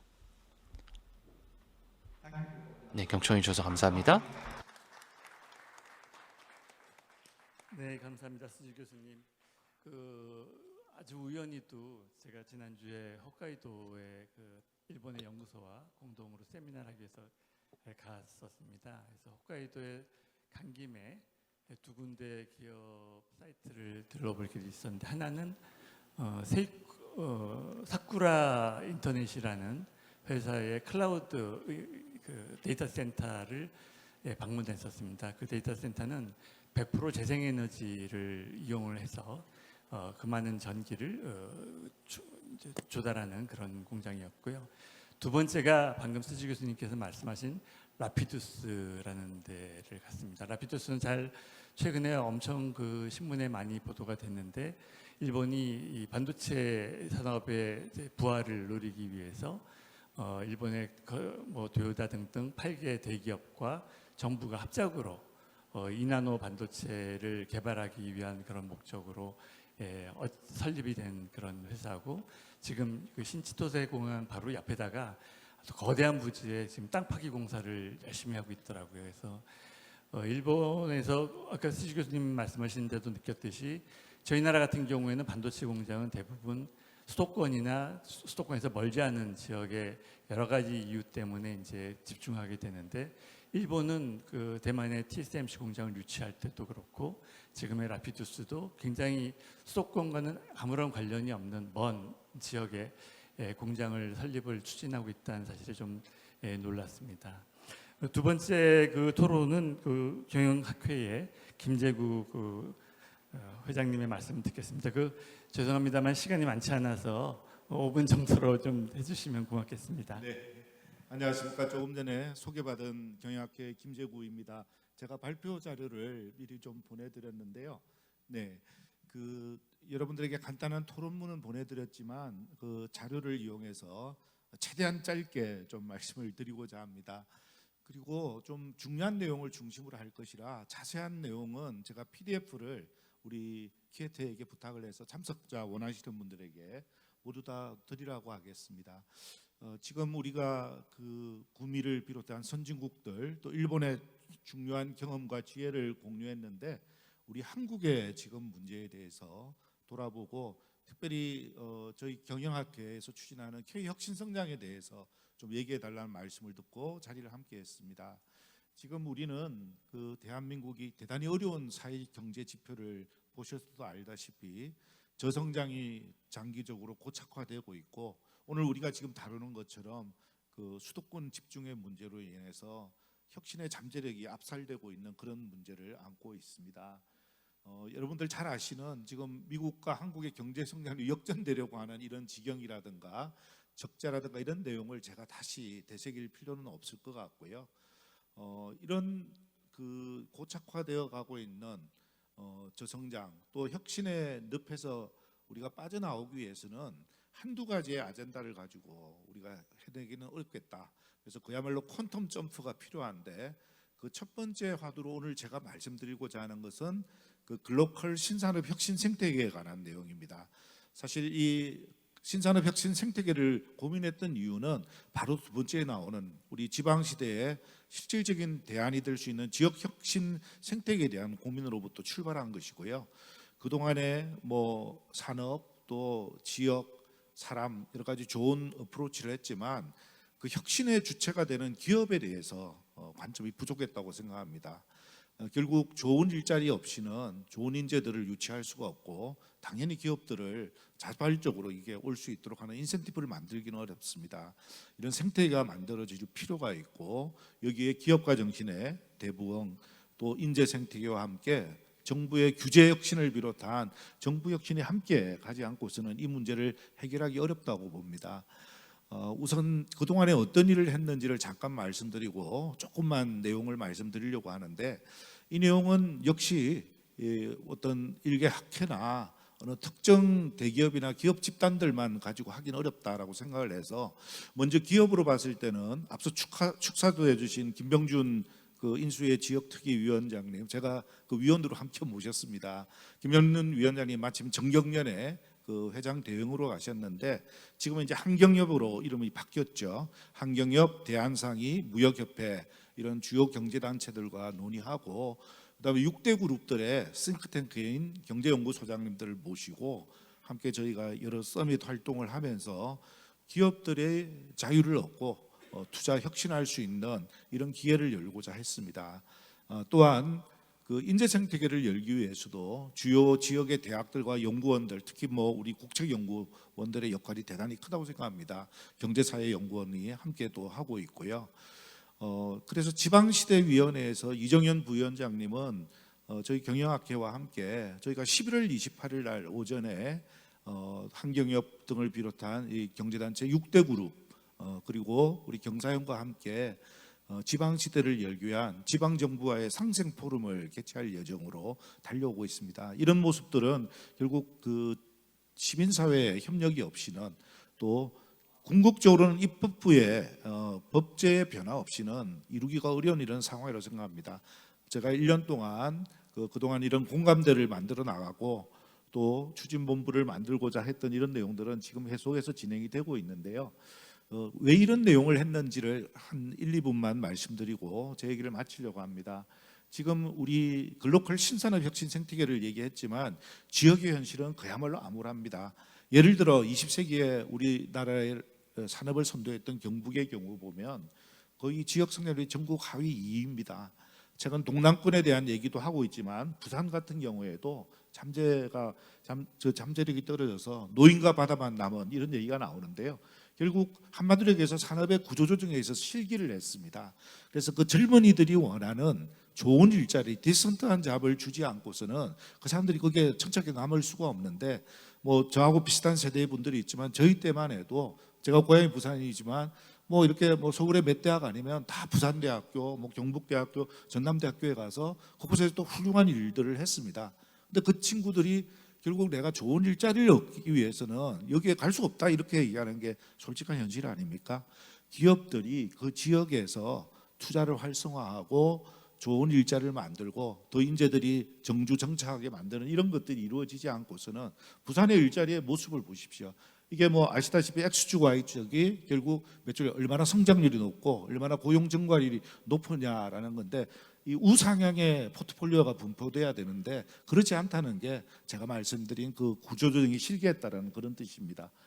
부산만 해도 어떤 이런 뭐 복합 물류를 비롯해서 첨단 제조 이런 내용으로 바뀌고 있는데요. 핵심적인 내용은 아까 얘기했던 신산업 혁신 생태계를 얘기하는 것은 접근 방법 자체가 그냥 시스템 자원 투입형 푸시 방식이 아니라 풀 방식이 돼야 되고 그 첫 번째는 임계 규모 이상의 마켓 사이즈가 나와야 됩니다. 여러분들도 얘기했던 것처럼 그 시장이 행정구역에 따라서 움직이는 게 아니지 않습니까? 일정한 마켓 사이즈가 제일 중요한데 그것을 놓고 거기에 신산업을 위한 라이브 테스트 베드가 보장이 돼야 됩니다. 그리고 거기에 국제적인 시험 인정 평가기는 있어야 되고요. 싱가포르나 여러 사례가 많지만 제가 셰필드라는 잘 아시는 영국의 바이오 스타트업의 성지가 되었습니다. 그곳은 뭐 불과 10여 년 전만 해도 불모지에 가까웠는데 여러 가지 규제 개혁을 완화하면서도 그 바이오 제약이라 의약품이라는 게 건강이라는 이런 문제가 굉장히 심각하지 않습니까? 국제적인 수준의 글로벌에서 인정받을 수 있는 평가 시험 기관이 거기에 유치되었고 뭔 일을 하더라도 이게 초도 구매 시장이 중요합니다.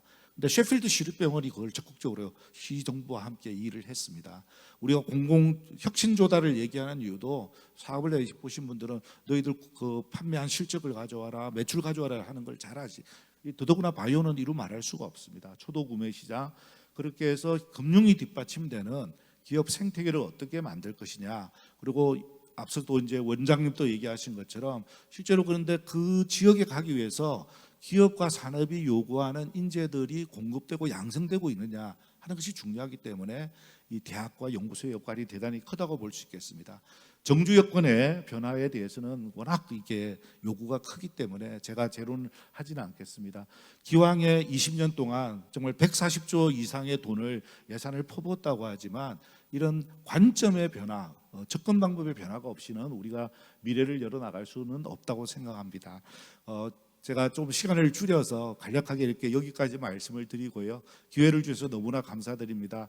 좀 송구하게도 제가 오늘 그 지방시대위원회 이 모임과 함께 그 국민통합위원회에서 마침 이 경제학회, 정치학회, 저희 경영학회, 사회학, 행정학회 같이 이렇게 행사를 하고 있는데 그 학회 중에 세 군데가 사실은 오늘 다루는 이 지역의 문제를 큰 대주제로 내세웠습니다. 저희 경영학회는 대학 혁신 역량의 역량과 지역 격차라는 주제로 이제 진행을 하게 됩니다. 제가 송구하게도 사실 바로 그 모임이 지금 시작되어서 끝까지 귀한 토론 말씀을 드려야 되는데 좀 먼저 양해를 구하고 자리를 이석하게 된다는 거 말씀드리고 발표를 마치도록 하겠습니다. 대단히 감사합니다. 네, 감사합니다. 김재우 교수님은 민간 주도형 K혁신 성장에 대해서 말씀을 하셨어요. 그런 맥락에서 지방시대를 열기 위해서는 과거에 투입과 공급을 중시하던 그런 기존의 정책 체계에서 벗어나서 지역혁신 생태계를 조성해야 된다, 이런 취지로 말씀을 주셨습니다. 다음 토론은 장재영 원장님께 마이크를 넘기도록 하겠습니다. 예, 장재홍입니다. 제가 코멘트를 의뢰받은 것은 론 보시마 교수님의 발표 자료인데요. 간단히 디프레 국장님의 발표 관련해서도 조금 말씀을 드리고 이어서 말씀을 드리겠습니다. 아까 디프레 교수님 최신 OECD 이코노믹 리저널 아웃룩을 통해서 중요한 자료들을 보여주셨는데요. 한국에서는 지역 간 디지털 격차, 또 1인당 GDP의 지역 간 격차가 축소되고 있어서 마치 지역 균형 발전이 잘 이루어지고 있는 것 같다는 그런 느낌을 받습니다. 그런데 한국의 문제는 그런 그 디지털 혹은 GDP의 지역 간 격차보다도 더 심각한 것이 수도권과 비수도권 간의 인구 격차 문제입니다. 그래서 향후에 수도권, 비수도권 간의 성장 잠재력 격차가 확대될 우려가 있다는 것이 현재 우리 한국 지역균형 발전 관련 정책 당국이나 학계의 중요한 문제의식이라는 점을 말씀드리고 싶고요. 특히 GDP의 지역 간 격차 축소는 그 GDP 대상 지역에서 인구가 많이 빠져나가면은 그 지역의 1인당 GDP는 높아집니다. 이 점에 대한 통계상의 분석도 유의를 해야 되리라고 이렇게 생각을 하고, OECD에서 좀 더 한국의 어떤 현재 전국적인 인구 분포나 인구 구성 또 인구 이동 이런 것까지 아울러서 분석을 계속해 주시면 좋겠다는 생각을 합니다. 제가 자료에 제출한 그 토론 내용은 사실은 보시마 교수님의 오늘 PPT 자료가 아니고 미리 보내주신 풀텍스트 초안을 보고 적은 내용입니다. 그래서 제 코멘트 내용 중에 오늘 발표 자료에 들어가 있지 않은 그런 용어들이 좀 있으리라고 생각되는데 내용은 대동소이합니다. 근데 제가 한 가지 그동안에 쭉 의문을 가져온 것이 이 유럽의 경제지리학계에서 주로 지역 간의 격차는 확대되고 있다, 이 분석은 실증 분석은 많이 있는데요. 학계에서의 어떤 정책 지원 관련해서 논의들을 보면은 거기에서 그러면 지역 간 격차라고 하는 것이 지역 간의 디스패리티, 격차를 줄이는 어떤 정책 지원이 나와야 될 텐데 거기까지는 나아가지 못하고 낙후 지역의 잠재력을 최대한 효율적으로 살려야 된다 하는 이런 제언이 대부분인 것 같아요. 근데 이거는 제가 생각하기에 어떤 지역 균형 발전 전략이라기보다는 각 지역별 신고전파적인 성장 전략을 통해서 국가 전체 성장을 도모하는 그런 차원이 아닌가 하는 이런 느낌을 갖고 있습니다. 그래서 유럽 학계에서 지역 간 격차 축소의 목표라든지 그 전략 이런 거에 관한 논의가 있으면은 조금 소개를 해주시면은 좋겠다 이렇게 생각을 합니다. 그리고 우리나라 같은 경우에는 사실 특히 수도권과 비수도권 간에 격심한 인구 격차 최근에 점점 더 심해지고 있는데요. 이 격차로 말미암아서 비수도권 같은 경우에서는 산업 육성이라든지 혁신 활성화할 환경이 점점 더 나빠지고 있다는 게 가장 심각한 문제입니다. 그런데 그동안의 지역 혁신 정책을 2000년대 초 이후 20여 년간 쭉 계속을 해오고 있습니다만은 여기에 대해서 우리나라 같은 경우에 그 성과에 대해서 좀 부정적인 의견도 많이 있는 것 같아요. 그런데 2000년대 초에를 보면은 성과가 있었는데 최근에 들어와서 수도권으로의 인구 집중, 특히 청장년 인구 집중이 심화되면서 비수도권 지역 같은 경우에는 인적 자원 자체가 없습니다. 그래서 하드웨어 쪽에 아무리 많은 돈을 투입을 해도 인적 자원이 뒷받침되지 않기 때문에 성장이 안 되고 성과가 낮게 나타나는 이런 문제를 안고 있습니다. 그래서 이 상황을 타개하자면은 뭐 지식의 창출, 확산, 활용과 같은 전통적인 어떤 지역 혁신 시스템에 따른 접근만으로는 어렵다 이렇게 생각을 하고요. 결국은 우리나라 비수도권을 한 4대 권역 정도로 나누어서 각 권역별로 사람들의 어떤 생애 전 주기에 걸친 완결형 어떤 생태계, 정주 생태계, 혁신 생태계 이걸 구축하는 게 필요하다고 이렇게 생각을 합니다. 그래서 비수도권 같은 경우에는 그동안의 산업 육성, 혁신 활성화 이쪽을 지역 균형 발전 정책의 큰 틀로 이렇게 삼아 왔는데 비수도권 같은 경우에 특히 문제가 뭐냐면 대형 종합병원, 우리나라 5대 병원은 전부 다 서울 안에 있지 않습니까? 거기에 따른 문제, 그리고 거점 국립대학의 경쟁력 취약성 문제, 그리고 글로벌화 인프라 문제, 특히 공항이 되겠죠. 이걸로 말미암아서 우리 경제가 국가적으로는 전부 다 글로벌화가 이미 되어 있는데 비수도권 같은 경우에는 글로벌화가 너무 안 되어 있다는 이런 문제, 이런 것들을 종합적으로 다루어야 된다. 그래서 지역 혁신 정책은 그 자체로만 다룰 게 아니고 우리나라의 인구 정책 전반하고 긴밀한 연관 속에서 인구의 지역 간 이동, 인구의 감소, 요새 뭐 지방 소멸 이런 이야기도 많이 나옵니다만 이거하고 지역 혁신 정책 한 묶음으로 이렇게 추진이 돼야 되고 정부의 어떤 중앙 정부의 대규모 투자, 장기 투자가 없이는 현재의 수도권 집중, 인구 집중 현상, 또 경제력 집중 현상이 완화되지 않을 것이다. 이 추세가 계속되면은 옛날에 뭐 파리 앤드 프렌치 데저트라고 그런 유명한 표에도 있었습니다만은 우리나라 같은 경우에는 서울 앤드 코리안 데저트 현상이 나타날 것이다 이렇게 생각을 합니다. 이 거대한 이 트렌드를 역전시키기 위해서는 중앙정부의 비수도권에 대한 거대한 투자가 전 필요하다고 보고 장기간에 걸친 일관성 있는 어떤 정책 추진이 필요하다 이렇게 생각을 합니다. 예, 감사합니다. 네, 감사합니다. 한국의 가장 특수한 그런 지방 문제로서는 인구 감소 문제가 심각하기 때문에 우리 지역 정책은 인구 정책과 긴밀한 연계하에 진행돼야 된다 이런 말씀을 주셨습니다. 다음으로는 정준호 강원대 교수님의 말씀을 듣도록 하겠습니다. 강원대에 있는 정준호입니다. 저는 시간이 없기 때문에 간단하게 좀 코멘트를 하겠습니다. 저는 이제 뒤풀에 OECD 지역 정책을 담당하는 분의 코멘트를 하도록 요청을 받았는데 그거에 대해서 간단하게 말씀드리겠습니다.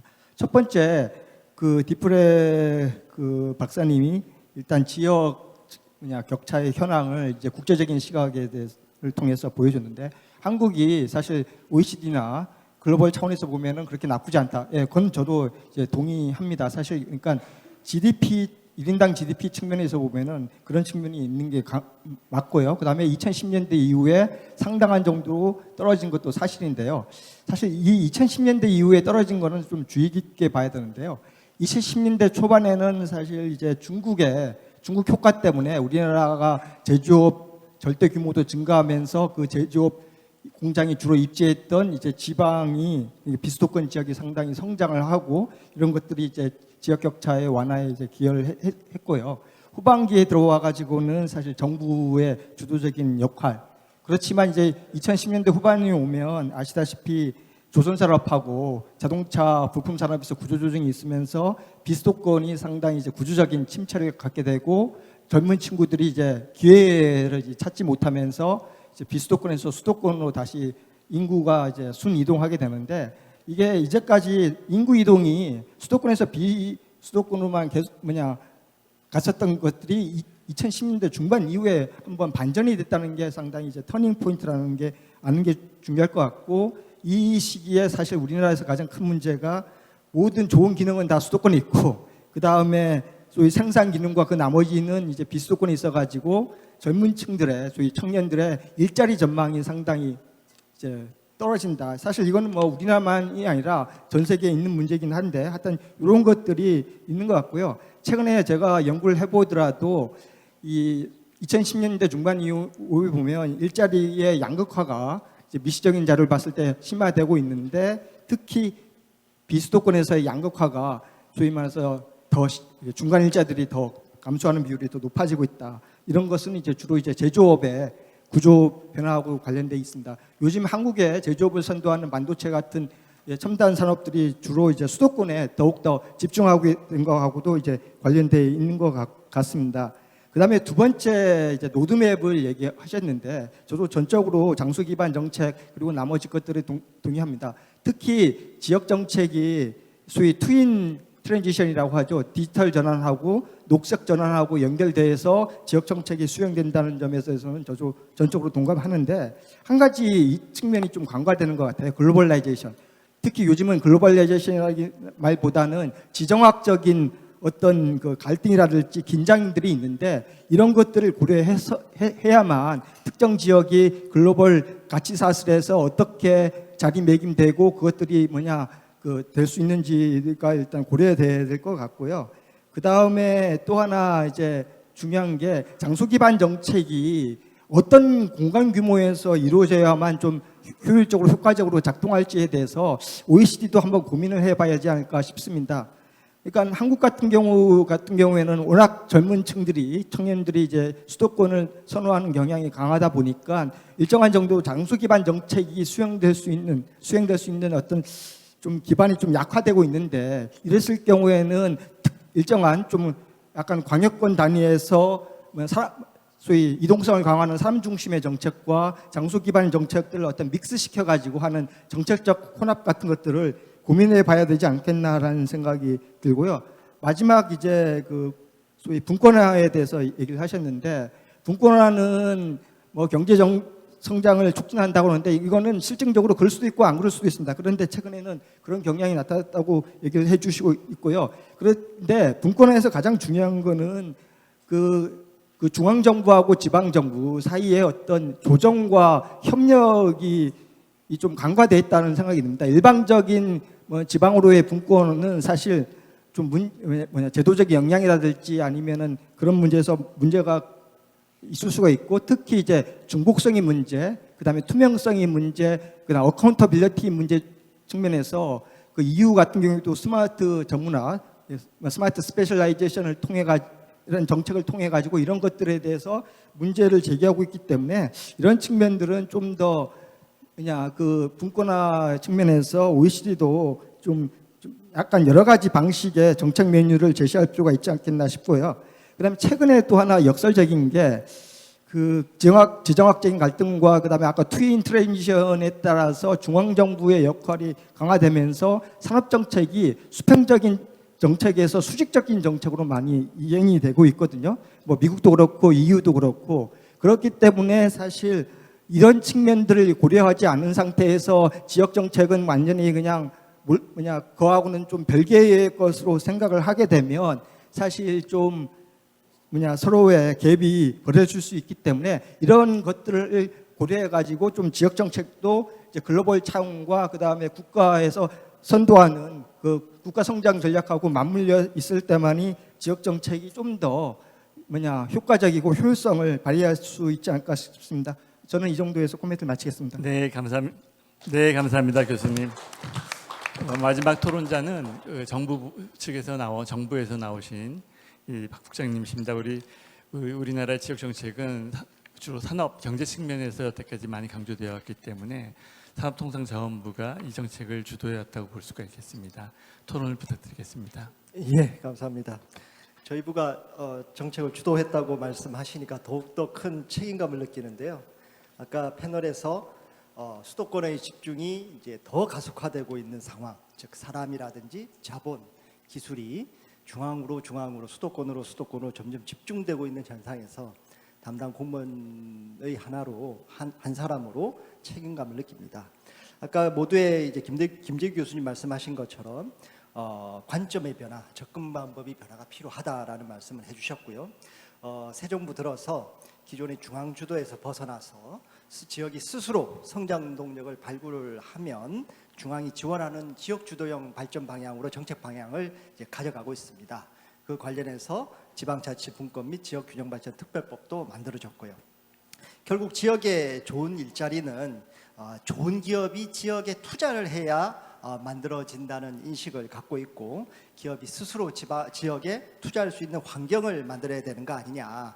그렇게 하기 위해서는 불필요한 규제, 시대에 맞지 않는, 환경에 맞지 않는 규제들을 과감히 철폐할 필요가 있다. 얼마 전에 저희가 지역의 이제 산업 거점인 산업단지에 대한 입주 업종이라든지 토지 용도, 매매 임대 같은 이런 분야의 킬러 규제를 대폭적으로 완화하는 또는 타파하는 그런 발표를 했었습니다. 거기에 또 하나의 핵심이 지방정부가 국가 산단을 운영하고 발전시키는 핵심 플레이어로서 작동할 수 있도록 활동할 수 있도록 하는 내용도 들어가 있습니다. 또한 아까 이제 우크라이나 전쟁 관련해서 공급망 문제도 일부 나왔었는데요. 이런 거 관련해서 지역에 첨단 산업 특화단지라든지 소부장 특화단지가 곳곳에 이제 마련이 되어서 지역이 우리 국가 산업 전략 차원에서도 역할을 할 수 있는 그런 정책을 또 준비하고 하고 있습니다. 또한 지금 현재 기회발전 특구라고 지금 많이 만들어지고 있는데요. 그 중에 하나의 핵심이 지방 정부가 직접 지역의 그 특구 성장 정책을 마련하고 이행하는 것인데, 지방 정부가 직접 규제 관련해서도 중앙 정부의 규제를 배제 또는 일부 완화할 수 있는 그런 규제 특례까지도 이제 반영을 해서 지방 정부 주도로 능동적으로 지역 발전 정책을 할 수 있는 그런 특구제도도 준비 중에 있습니다. 다시 한번 담당 공무원 중의 하나로 책임감을 느끼고요. 정부도 열심히 지역 균형 발전 할 수 있도록 노력하겠습니다. 고맙습니다. 예, 감사합니다. 마지막 토론까지 들어왔습니다. 지금 플로어에 계신 분들이나 또 인터넷상으로 유튜브에서 질문을 제기해 주신 분들도 많이 있는데요. 저희가 시간이 거의 이미 지나버려서, 그렇지만 우리 오늘 중요한 발제를 해주신 그 분들의 마지막 코멘트를 간단하게 듣는 시간을 갖도록 하겠습니다. 먼저 그 유튜브 상에서 여러 질문 중에 한 질문만 소개를 해드리면요. 한국에서는 우수대학이 서울에 집중되어 있어서 지역 격차 중에서 고등교육 인프라 격차가 굉장히 크다, 이런 말씀을 해주시면서 혹시 그 듀프레 박사님께서 바람직한 지역대학 활성화 정책이 어떤 것이 있는지 그 부분에 대한 아주 간단한 답변이 가능할지 모르겠습니다. 그리고 혹시 또 거기에 덧붙여서 오늘 토론자들이 말씀하신 데에 대해 덧붙이실 말씀이 있으시면 먼저 닥터 듀프레 박사님한테 말씀을 듣고요. 또 마지막으로는 그 장주현 박사님께서 지금 보슈만 그 교수님께 질문을 하나 드렸습니다. 지역 간 격차 확대가 되고 있는 연구는 많은데 유럽 같은 데서는 지역 간 격차 그 자체를 줄이기 위한 제안 같은 것들은 참 보기 드물다. 이 부분에 대해서 혹시 답변을 해주실 수 있는지 한번 여쭤보면서 오늘 세션을 마칠까 싶습니다. 먼저 듀프레 박사님 간단하게 말씀 주시면 고맙겠습니다. 네, 감사합니다. 이렇게 패널 분들 아주 좋은 말씀 감사드리고요. 몇몇 그 패널 분들께서 이제 일단 한국의 인구 관련 문제가 가장 중요한 또 난제 또 가장 중요한 문제다라고 이제 말씀을 여러분께서 해주셨습니다. 특히 이제 교육 격차 관련해서 말씀을 해주셨는데 이 젊은이들이 이제 특히 서울에 집중되는 것이 이제 문제라고 말씀해 주셨습니다. 사실 이게 한국만의 문제는 아닙니다. 사실 많은 국가들이 이런 비슷한 문제를 겪고 있습니다. 이탈리아도 그렇고 그리스도 그렇고 이런 상위 대학들이 보통 한 지역에 집중돼 있거든요. 프랑스도 마찬가지고요. 그렇기 때문에 그렇게 뭔가 이렇게 짠하고 다 해결할 수 있는 마법 같은 레시피가 있지는 않습니다. 좋은 대학을 다른 지역에 만드는 게 방법이 되겠지만요. 그러기 위해서는 통합이 되어야겠죠. 새로운 세대와 함께 한국의 이 지역 정책을 만들어 가야 한다고 생각합니다. 이러한 측면을 고려해서 디자인을 해야 되는 거죠. 대학을 다른 지역으로 이렇게 탈중앙화 시키는 것이 중요할 것 같고요. 또 인구 감소 그가 그렇게 해야지만 해결이 될 것입니다. 그래서 이러한 지역 개발 발전 정책을 설계하는 단계에서 그런 부분을 고려해야 된다고 생각합니다. 그런데 다시 말씀드리지만 한국만의 문제는 아니고요. OECD 회원국의 절반 정도가 2100년 정도면 인구가 절반으로 줄어들 거기 때문에 비슷한 문제라고 봅니다. 감사드리고요. 마지막으로 그 인터넷으로 부시만 교수님 연결이 돼 있습니까? 그 앞서 말씀드린 질문에 대해서 간단하게 답변을 부탁드리도록 하겠습니다.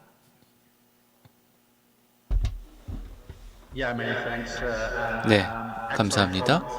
좋은 코멘트 감사드립니다. 네, 말씀하신 것처럼요. 굉장히 큰 도전 과제가 많습니다. 그리고 실제로 이런 개발로 나누는 것이 굉장히 힘들죠. 그리고 여기 많은 도전 과제들이 있습니다. 그리고 인구가 줄어드는 것도 굉장히 중요하고요. 그래서 정책적으로 보면은요. 우리가 할 수 있는 것이 뭔가 있는가? 제가 말씀드린 것과 비슷할 겁니다. 기회가 먼저 있죠. 그리고 여러 가지 지역의 기회가 있고요. 그리고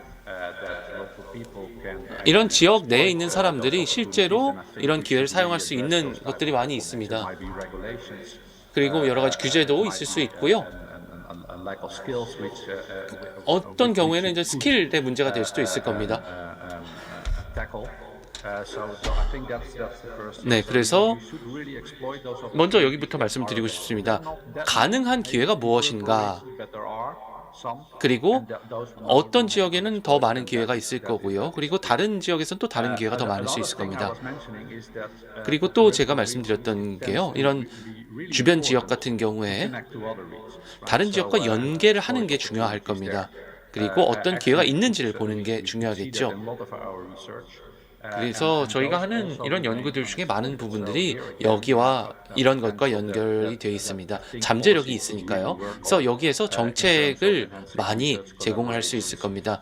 어떻게 하면 이런 이동성 문제를 해결할 수 있을 것인가, 어떻게 공동 연구를 할 것인가, 이런 것도 생각을 해봐야죠. 네, 그리고 마지막으로요. 그리고 이런 주변 지역의 정부 품질에 대해서 말씀드렸죠. 이런 것들 많이 드렸습니다. 이게 더 잘 돼야 됩니다. 그리고 유럽 연합 같은 경우에도 여러 정책들이 많이 이루어지고 있지만은요, 여기 관련된 많은 도전 과제들이 있습니다. 실제로 시간이 많이 걸리긴 할 겁니다. 그리고 실제로 시간이 많이 걸리겠지만요, 그런데 필요합니다. 그래서 이게 돼야 이런 지역 기반 정책이 시작이 될 수 있을 겁니다. 네, 여기까지 말씀드리겠습니다. 감사합니다. 네, 감사합니다. 오늘 첫 번째 세션은 국제 간 비교를 통해 가지고서 우리나라뿐만이 아니라 많은 나라들이 이 지역 문제, 지역 간 격차 문제에 대해서 고민을 하고 있다라는 것을 확실히 알게 된 그런 자리였던 것 같습니다.